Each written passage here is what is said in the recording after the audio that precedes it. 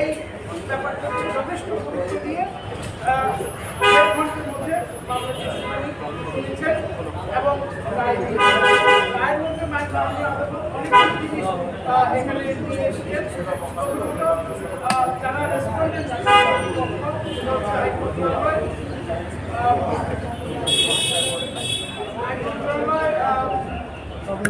সমাজ কল্যাণ মন্ত্রণালয়, ministry of women and child welfare, তারপরে হচ্ছে বাংলাদেশ মহিলা পরিষদ, ডিসি মাগুরা, আইজিপি পুলিশ, এর বাইরে আছে বিটিআরসি এবং বিএনপি সাইবার পুলিশ। ওনাদেরকে নির্দেশনা দিয়েছেন।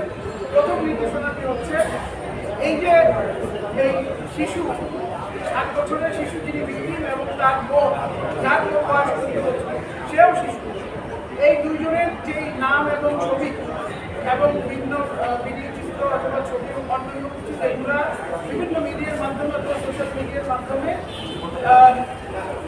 প্রচার হয়েছে সেগুলো ইমিডিয়েটলি রিমুভ করা হয়েছে, 24 ঘন্টার মধ্যে রিমুভ করা হয়েছে। এর পাশাপাশি মাননীয় আদালত বলেছেন 2 জন ওয়েলফেয়ার অফিসারকে নিয়োগ দিতে 24 ঘন্টার মধ্যে যাতে করে তাদের অবস্থা, তাদের ওয়েলফেয়ার এবং তাদের দেখভাল করবে। এর পাশাপাশি আরও দুটি নির্দেশ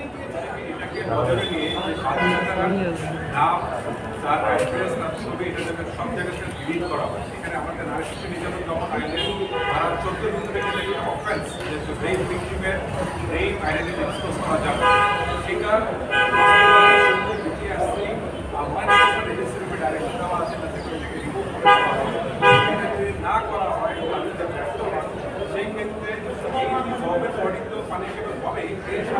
যারা এখানে পাবলিশ করেছেন তার ডিটেলসগুলো প্রত্যেকটা ইন্ডিভিজুয়ালকে যারা আইডেন্টিফাই করে তাদের জন্য আমাদের ধারাবাহিক লর পানিশমেন্ট দেওয়া হয়। সেটা কোর্ট এটা স্ট্রিক্টলি এটাকে মনিটর করতে বলেছে যাতে করে এই ধরনের সিচুয়েশন বলা হয় রেপ ভিকটিমের আইডেন্টিটি যেন পুরো অবস্থাতেই যেন শিশু আর দুজনে হচ্ছে গিয়ে এখন একজন হচ্ছে গিয়ে বিবাহিত, তার শ্বশুরবাড়ি আছে কিন্তু ওইখানেই অফেন্সটা হয়েছে, তো সে সেখানে সেফ। আবার তার বাবা মা অনেক জায়গায় ক্লেম করে তারা আর্থিকভাবে দুর্বল, তো সেই অবস্থাতে আমাদের একটা কনটেনশন ছিল যে কীভাবে বাচ্চাটা সেফকে এসে করে। মাননীয় আদালত এই জিনিসটাকে গুরুত্বপূর্ণ কনসিডার করেছে আর এই ডাইরেকশনটা দিয়েছে। সামনে 17 তারিখে এই মামলাটা আবার কোর্টের লিস্টে আসবে। এই 17 তারিখে একটা কমপ্লেন দিতে বলেছে একটা রেসপন্ডেন্টের তাদের ডাইরেকশনটা দেওয়া হয়েছে, তারা কি সাহায্য করলো, কতটুকু পর্যন্ত তারা কি করতে পারলো সেটাকে কোর্টের কাছে তারা অবশ্যই কথা বলে যাচ্ছে। কোর্ট যখন দেখলাম আইনের ভিতরে 180 দিন দেওয়া আছে, কোর্ট সেটাকে আর কারণ বাইপাস করতে পারবে না, তার জন্য কোর্টগুলো যেন কমপ্লাই করতে হয়